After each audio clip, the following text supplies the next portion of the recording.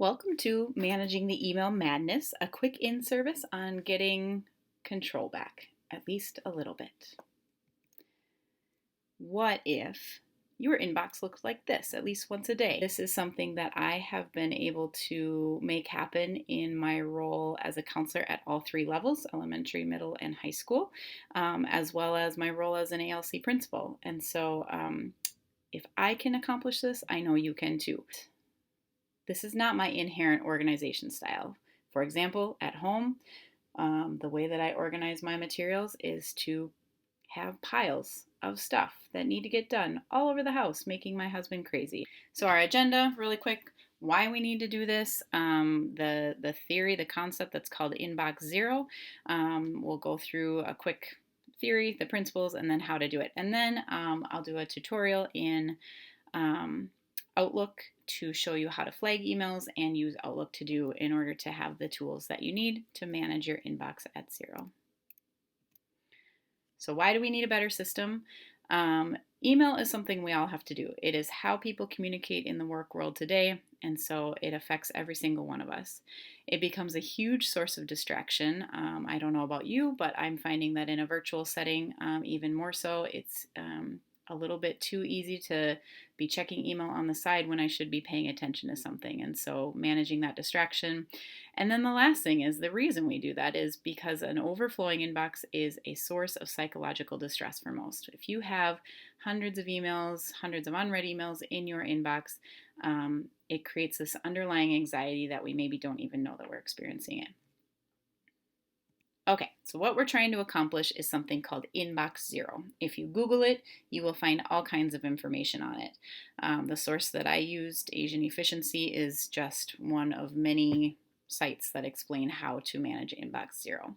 So the key things around this is that it's not just about clearing out your inbox. It's really a new way to think about email, what the purpose of email serves.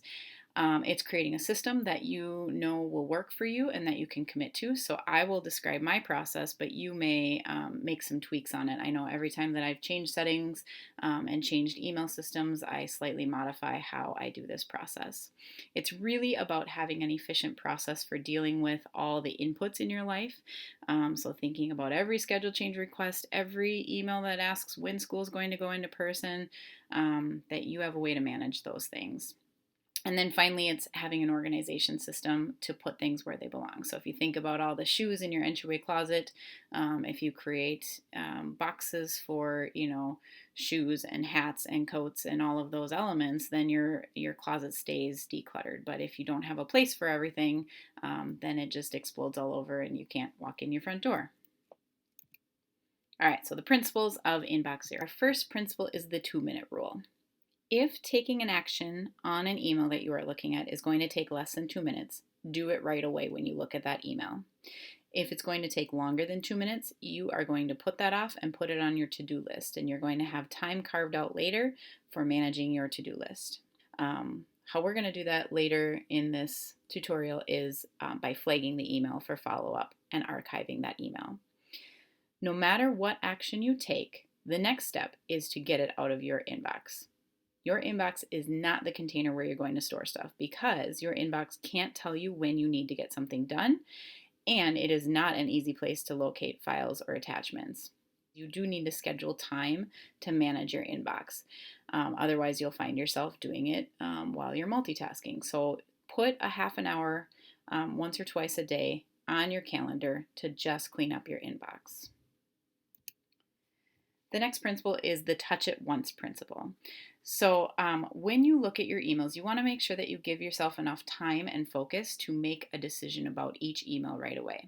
You don't want to click on an email and then put it off and come back to it later and click on it again and read half of it and then read the other half later. You need to have time to actually look at that email when you decide that you're looking at it. It does not mean that you need to respond to each and every email as you look at it. Instead, you just need to know that you're putting it in the right bucket and that you will follow up with that email at the appropriate time. And then you can move on to the next thing. So how do we do it? There's kind of 3 workflows that you're going to use for email depending on these prompts. So the first one is, if you do need to take some action, you're going to follow these steps. You're going to receive the email message, ask yourself, do I need to do something? And if the answer is yes, then your next question is it going to take me longer than 2 minutes to process this email? If the answer is yes, then you are going to flag that email and put it in your to-do list and then archive it. If the answer is no, you are going to reply immediately and then archive it. So no matter what, when you click on that email, you are getting it out of your inbox.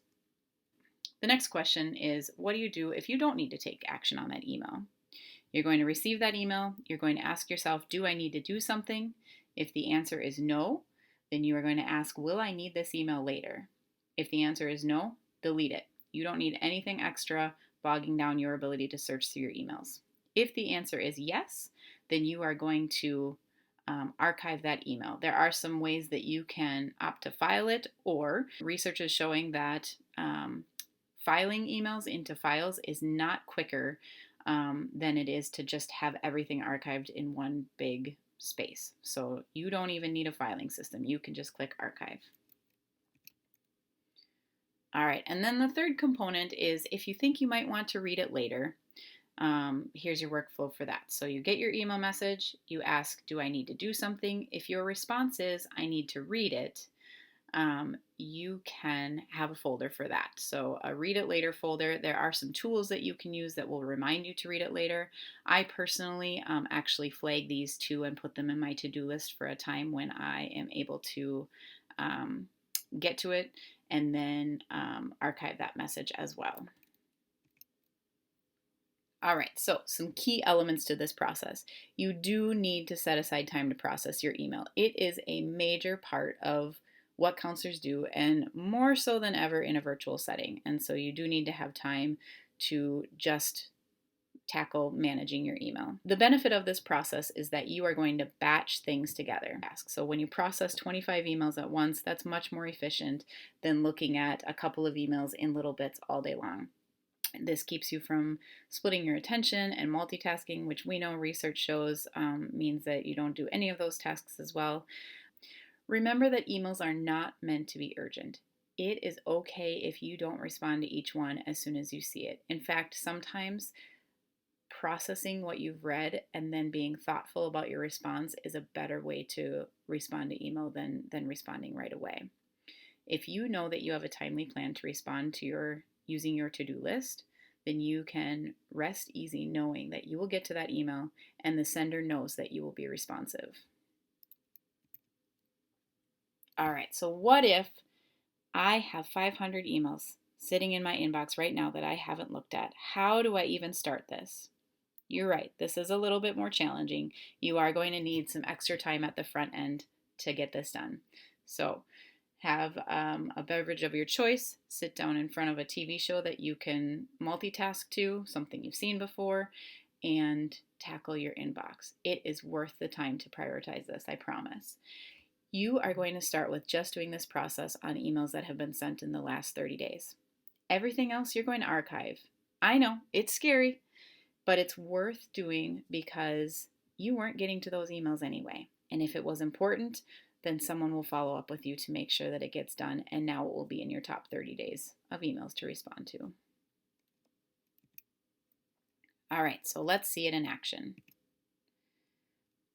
First, I'm going to show you how to use the flags in your Outlook inbox to get things onto a to-do list. Here we are in my actual inbox. I got it all to inbox 0. So I'm going to go ahead and walk you through what I would do to manage this email. And so I'm going to click on that email. I can go ahead and skim through it in the reading pane. I see that, this is something that I don't need to handle. I can't respond to it in the next 2 minutes. I'm going to use this flag feature to tell myself that I'm going to look at it later. Right click on that, or if you're using your mouse pad on your MacBook, you're going to 2-finger click on that.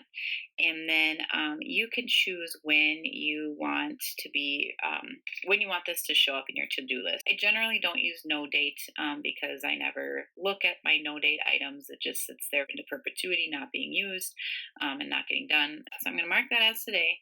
That is now flagged. I know that it's going to show up in my to-do list and I can deal with it later. So I'm going to archive that email. job itself isn't done, but my inbox is managed. I know everything that is in my inbox for the day. And I know at the end of the day, I will know that I have dealt with the things that need to be dealt with today, and that I have a plan for dealing with things that I didn't need to get to today. Now we're going to take some time to look at the Outlook To Do feature, which is an app in Microsoft Outlook's services. You are going to want to manage your to-dos every day, otherwise they get out of control just like your inbox was. What you're going to do is either do the item or move it back to a later date. However, if you keep pushing it back, then you need to make sure that you either make it a priority or decide that this is never going to be a priority and mark it complete, so that it doesn't keep showing up and getting pushed back. Now we are in my to-do list. You can get to Microsoft To Do in a variety of ways. When you are in Microsoft Outlook, in any of your email, calendar, or to-do list, you always have this tile sitting over here. In the tile, if you click on that, you'll see a bunch of different apps. To Do may or may not be on there, depending on if you've used it, and so you may need to click All Apps to get that up and running. When I log into my To Do, it will default to showing you your tasks the first time that you log in. What I like to use is the planned section because this will show me both my flagged emails that are here in red and then tasks that I've added that aren't attached to an email, which has a blue dot here. And so you'll see that email that I flagged down here, number 3, test email for flagging. Some things that are interesting that you can do with the content there. So if I click on it, it will show me more details about that. I can change the due date here. So if I wanted to get really specific on the date, not only do I have today, tomorrow, and next week, but I also can choose a date. So if I'm maybe thinking about planning for the PSAT coming in January, I could push this all the way back to December to remind me that it's time to start planning for the PSAT. I'm not going to do anything with that right now. The other feature that is really useful for emails in particular is if I click on Open in Outlook, that will then bring up that email into another pane.